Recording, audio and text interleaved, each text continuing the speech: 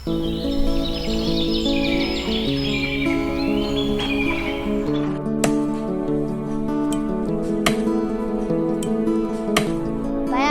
এই ঈদে কি আমার নতুন পাঞ্জাবি হবে না?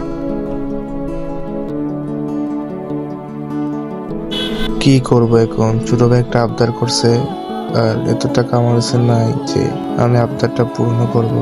বাড়ির অবস্থা খুবই খারাপ, কি করব জানি না।